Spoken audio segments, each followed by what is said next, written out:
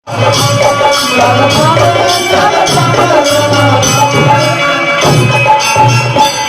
और गीत सभी माताएं, बहनें, बुजुर्ग, नौजवान, युवा साथी और हमारे प्रेस के लोग, मीडिया के लोग, आप सब लोगों का इस कार्यक्रम में हम आप लोगों का स्वागत करते हैं, आप लोगों का अभिनंदन करते हैं। और हर साल आप लोग बुलाते हैं रविदास चेतना मंच द्वारा। जब भी कार्यक्रम आयोजित होता है आप लोग हमको न्योता भेजते हैं, सम्मान देते हैं, इसके लिए भी मंच को हम धन्यवाद देना चाहिए। और हम लोग तो शिरोमणि रविदास जी के विचारधारा को मानने वाले लोग हैं और सभी लोगों को उनकी दी हुई शिक्षा को ग्रहण करना चाहिए। खासतौर पे आज के दिनों में बहुत ही प्रासंगिक है। सभी लोगों को उनके बताए हुए रास्ते पे चलना चाहिए। आज का दौर जहां संविधान खतरे में है, लोकतंत्र खतरे में है, जहां गरीबों की नहीं सुनी जा रही है, किसानों की नहीं सुनी जा रही है, मजदूरों की नहीं सुनी जा रही है, गरीबी मिटाने की बात नहीं की जा रही है, लोगों को सामाजिक न्याय के साथ साथ आर्थिक न्याय कैसे मिले इस पर चर्चा नहीं की जा रही है, बल्कि लोग सत्ता में बैठे हुए लोग आपस में भाई के भाई से लड़ा करके सत्ता में कैसे काबिज हो, लोग वही चाहते जो लोग सत्ता में बैठे कि हम सब आपस में लड़ते रहें, बटते रहें और वो लोग राज करते रहें। तो खास तौर पे मेरा मानना है कि देश का सबसे अगर कोई पवित्र किताब है तो वो संविधान का किताब है। और देश जो है संविधान से चलता है, लेकिन संविधान की आड़ में आजकल लोग संविधान को ही खत्म करना चाहते हैं। वो लोग बाबा साहब के संविधान को नहीं मानते, बल्कि वो लोग आरएसएस के एजेंडा को लागू करना चाहते हैं संविधान की जगह। लेकिन हम सब लोग एकजुट हैं और संविधान को बचाने के लिए, लोकतंत्र को बचाने के लिए जो कुर्बानी देनी पड़ेगी वो हम लोग तैयार हैं। लगातार आप लोगों की मांग रही कि पिछले बार जो लोग आए थे अभी 17 महीने मौका मिला सेवा करने का, तो हम लोग कोशिश की कि जो मुद्दे की बात हो उसको हम लोग लागू करें। सबसे बड़ा दुश्मन क्या है? लोग पढ़ लेते हैं, लिख लेते हैं, डिग्री मिल जाता है, लेकिन नौकरी नहीं मिल पाती। और समाज में अगर सबसे बड़ा दुश्मन है तो बेरोजगारी है। और परिवार में किसी एक व्यक्ति को भी अगर नौकरी मिलती है तो पूरा परिवार खुश रहता है, सुखी रहता है, किसी बात की चिंता नहीं रहती। लेकिन अगर बेटा पढ़ लिया लिख लिया या बेटी पढ़ ली लिख ली है, नौकरी नहीं है, तो इससे लोगों को घर में चिंता रहती कि भाई घर कैसे चलेगा, आगे पीढ़ी कैसे बढ़ेगी, क्या सिक्योरिटी। इसलिए 2020 में हम लोगों का ऐलान था कि बिहार सरकार में जितने भी पदे हैं उसको हम लोग भरेंगे। और हमने ये प्रण लिया था कि एक मौका अगर मुख्यमंत्री बनने के तो 10 लाख लोगों को सरकारी नौकरी हम देंगे।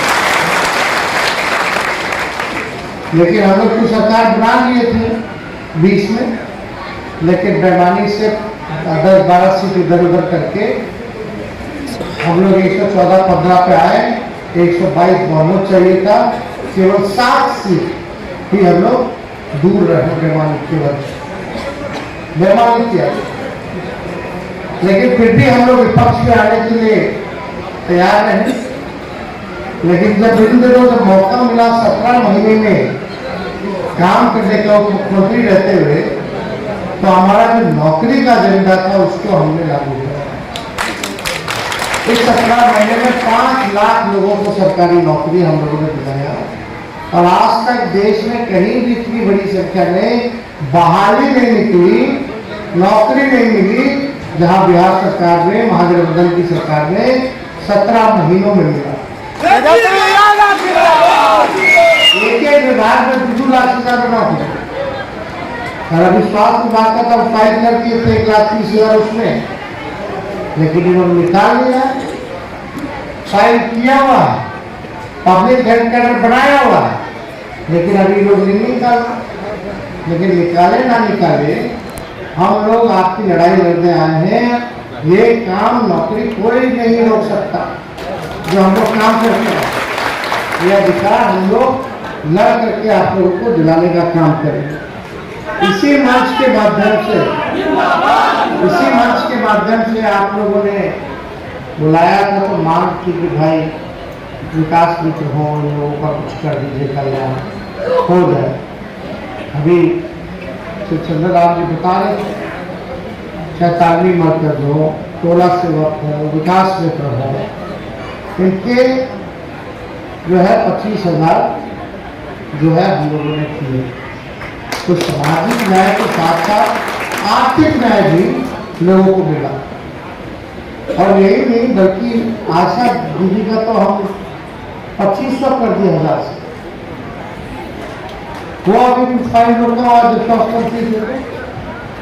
उनके मन में मनसा थी कि भाई भाजपा में भागना है, इसलिए लोग कैबिनेट नहीं लाने देते थे। अब शिक्षा मंत्री जी है यहाँ, तो समय नहीं है, पहले बोल करके सब लोगों को बता देना चाहिए क्या क्या हम लोग काम किए, कैसे लोग हम लोगों को नहीं करने देता था, लेकिन फिर भी हम लोगों की ताकत थी तो हम लोगों ने कराया।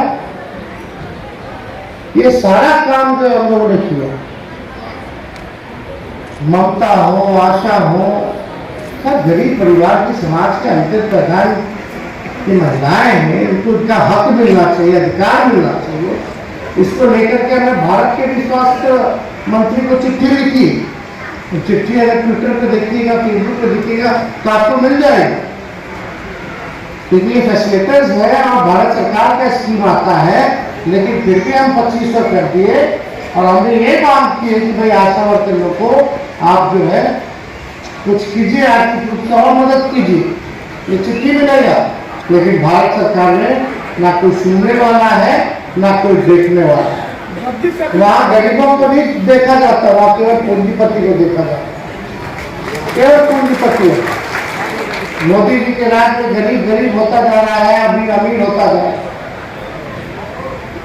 कहाँ कोई सुनवाई हो रहा है, कहाँ कोई कार्रवाई हो रहा है गरीब को लेकर। किसान जो है वो मर रहा है, लेकिन प्रधानमंत्री जी के पास समय नहीं है कि उनसे मिल सके। हम लोगों ने जाति आधारित गणना कराया, कितना लाभ हुआ? जाति आधारित गणना से ये पता चला कि भाई कौन लोग दिहाड़ी मजदूर है, कौन लोग नाला साफ करता है, कौन लोग ठेला धोता है, कौन लोग भूमिहीन है, किसको पक्का मकान नहीं है, किसके घर में नौकरी नहीं है, ये सारा बना। और हम लोगों ने प्रोग्राम बना लिया था कि ये आंकड़ा हमारे पास आ गया है, इतने गरीब हैं, इन सब के लिए हम लोगों ने इतने बेरोजगार हैं, कौन जाति में कौन गरीब है, ये सारा निकल गया। हम लोगों ने निर्णय लिया कि जिस परिवार में नौकरी नहीं है उसको परिवार को 2 लाख रुपए हम लोग देंगे पूरा बिहार। जिसको अपना जमीन नहीं है उसको 1 लाख रुपया देंगे ताकि अपना जमीन खरीद सके। घर बनाने के लिए अगर पैसा नहीं है तो 1,20,000 रुपया देंगे ताकि वो अपना मकान जो है कम से कम पक्का का बना ले। इस काम में हम लोग लगे हुए थे, लेकिन चाचा जी पलट गए। अब क्या पलटे नहीं पलटे, जहां रहे खुश रहे। हम लोग क्या बुजुर्ग हो गया, अब क्या हम पोसेंगे? अच्छा थोड़ी लगता है इस उम्र का आदमी बुजुर्ग आदमी को पोसेगा, अच्छा थोड़ी लगता है। हम क्या पोसेंगे? जनता अपना हिसाब किताब करेगी, क्योंकि जब आंकड़ा सामने आया जाति आधारित गणना के बाद, तो उसमें आप लोगों का भी आंकड़ा जो है बढ़ा, दलितों को, महादलितों का भी बढ़ा, आदिवासियों का भी बढ़ा, तो उसी हिसाब से हम लोगों ने आरक्षण की सीमा को भी बढ़ाने का काम किया और सब काम हम लोग कर रहे थे। लेकिन कोई बात नहीं, हम लोग सब लोग आपके साथ हैं और आपकी मांग को लेकर के हम लोग लड़ते रहेंगे। लेकिन आप सब लोगों को भी गोलबंद होने की जरूरत है, आप सब लोगों को भी एक रहने की जरूरत है। एक रहिएगा तभी लड़ाई जीतिएगा।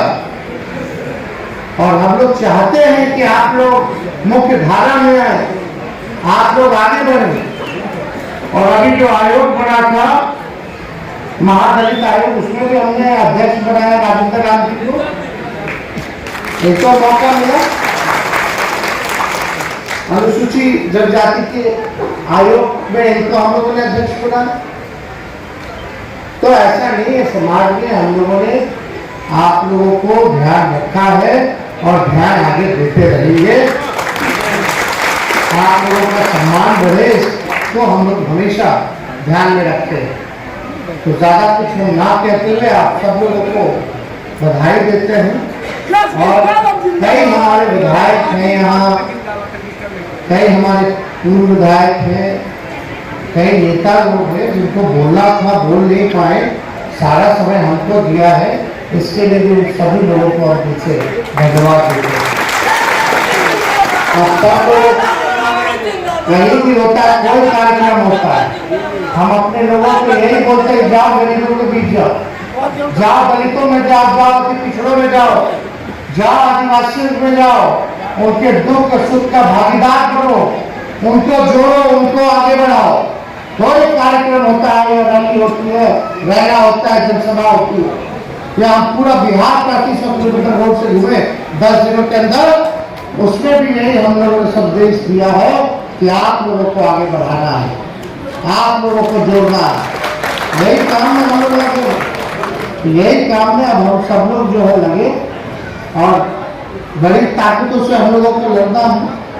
एक तरफ प्रधानमंत्री है, एक तरफ मुख्यमंत्री हैं, उनके साथ उनके अलायंस पार्टनर हैं, गठबंधन के लोग हैं। आप देखिएगा भारत सरकार का है, बिहार सरकार भी है, उनके अधिकारी, इधर के अधिकारी, एक बीजेपी मानसिकता की मीडिया अलग है, पूंजीपति अलग है, सब आपके खिलाफ है। एक हम ही लोग हैं जो एक दूसरे का सहारा है। अगर हम लोग मजबूत रहेंगे तो सभी बड़ी से बड़ी ताकतों को हम लोग लड़ाई करेंगे।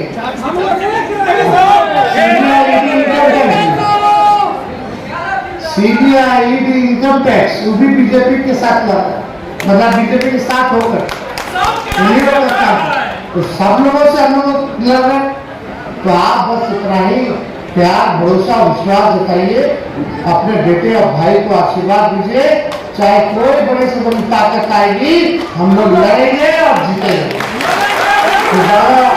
कुछ ना कहते हैं, आप सब लोगों का अभिनंदन करते हैं और पूरा हम श्री रविदास जी के चरणों पर श्रद्धा के सुमन चढ़ाते हुए अपनी बात को विराम देते हैं। बहुत बहुत धन्यवाद। जय हिंद, जय बिहार।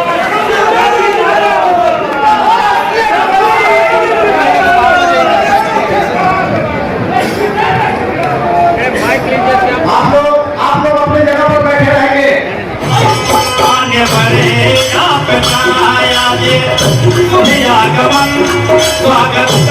स्वागत